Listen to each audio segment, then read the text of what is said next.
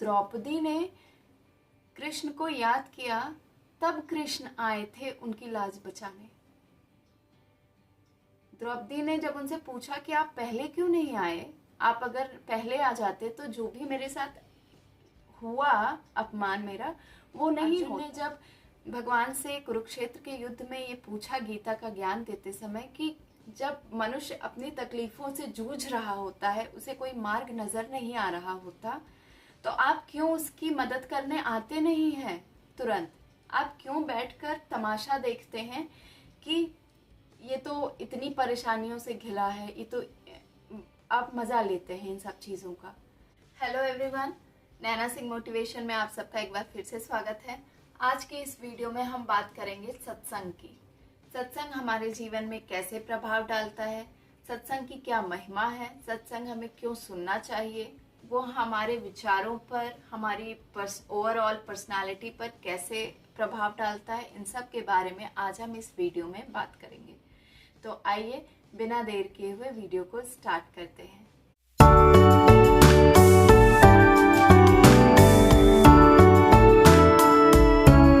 बिनु सत्संग विवेक न होए, राम कृपा बिन सुलभ न सोए।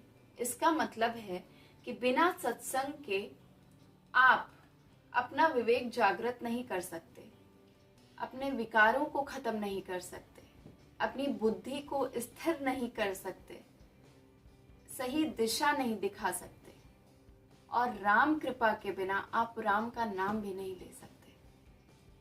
सत्संग हमारे जीवन में क्या प्रभाव डालता है, इसका प्रमाण एक कहानी के माध्यम से मैं आपको देना चाहूंगी। कहानी ये है कि एक बार एक गृहस्थ आदमी था। वो एक आश्रम में हमेशा जाता था, वहां महर्षि का सत्संग सुनने। काफी भीड़ होती थी उस सत्संग में, और सत्संग खत्म होने के बाद वो वापस घर जाता और अपना दिनचर्या का जीवन व्यतीत करता था।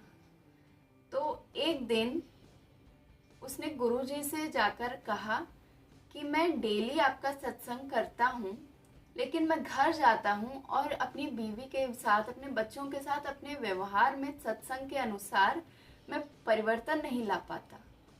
मैं वैसा ही हूँ जैसा मैं डेली व्यवहार जैसे करता हूँ, वैसा ही है। मेरे अंदर कुछ चेंजेस नहीं आ रहे हैं जो कि आने चाहिए।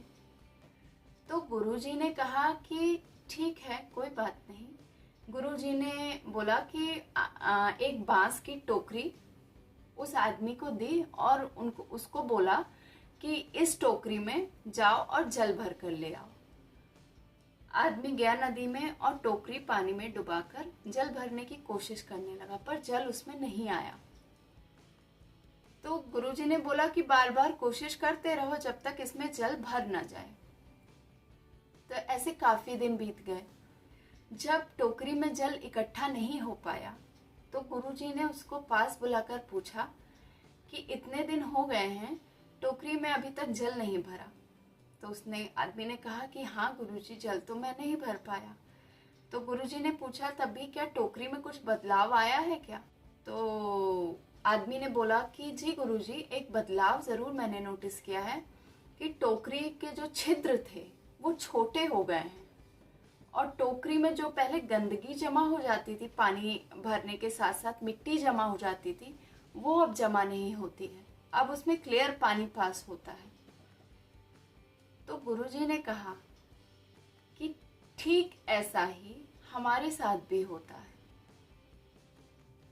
सत्संग आप सुनोगे, आप अच्छी बातें सुनोगे, आप ईश्वर का नाम सुनोगे, आप ईश्वर की तरफ बढ़ने का मार्ग के बारे में जानने का प्रयास करोगे, उसको बार बार सुनोगे, तो इससे आपका जो माइंड है वो उसी तरफ, उसी डायरेक्शन में काम करना स्टार्ट कर देता है। सत्संग हमारे मन के जो विकार होते हैं उसको खत्म कर देता है। हमारे जो मन में जो उल्टे सीधे ख्याल आते रहते हैं, जो डिस्को पार्टी, धोखा, love, sex and etcetera etcetera, दुनिया भर की जितनी भी बुरी आदतें हैं, दारू, शराब, नशा, इन सब से जो मुक्ति का काम करता है वो करता है सत्संग। वो हमारे माइंड को डाइवर्ट कर देता है। तो एक बारी जो रास्ता जो क्लियर हो जाता है वो काम सत्संग करता है।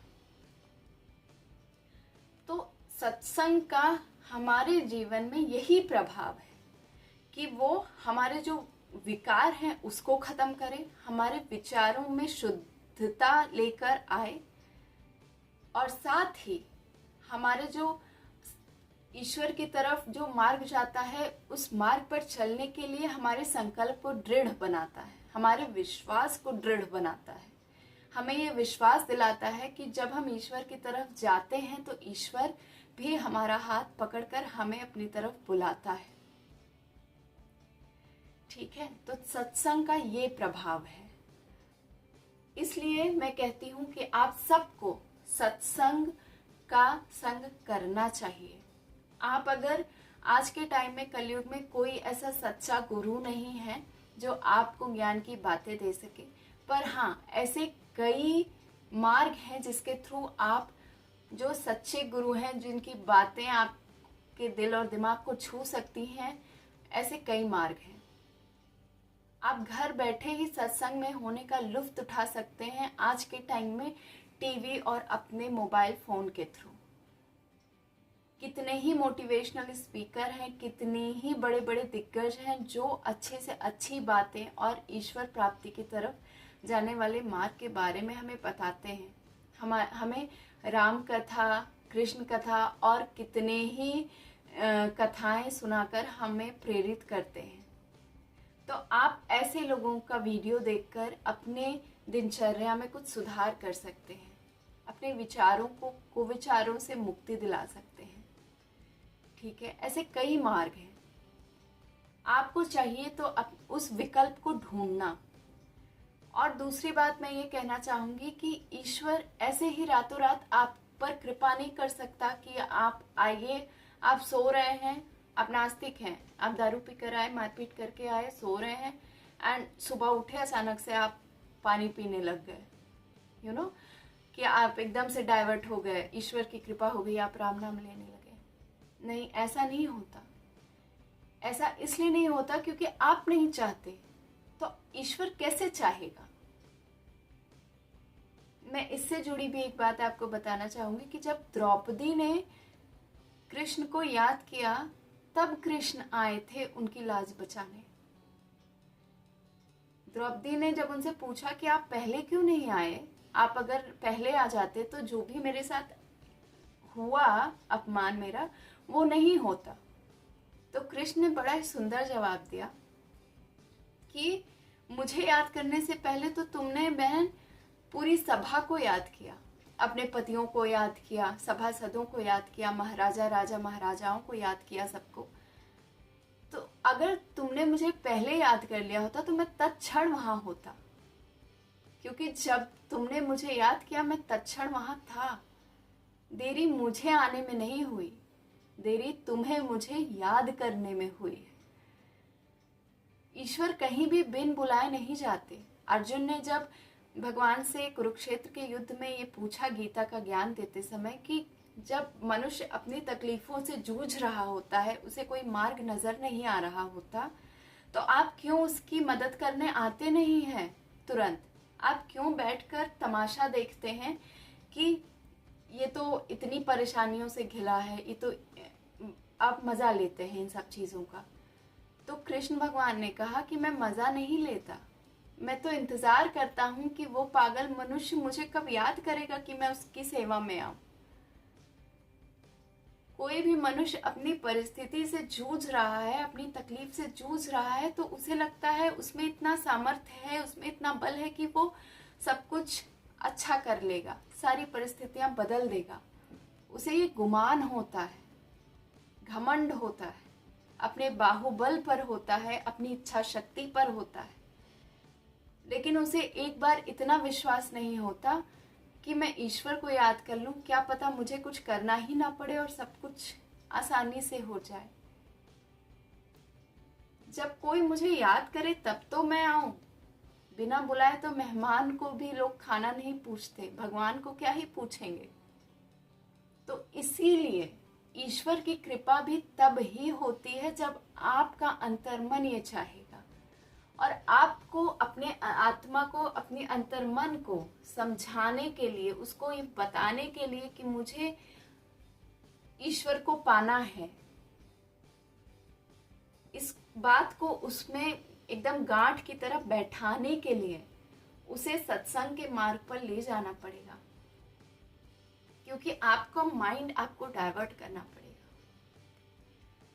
तो इसलिए सत्संग हमारे जीवन में बहुत ज़रूरी है।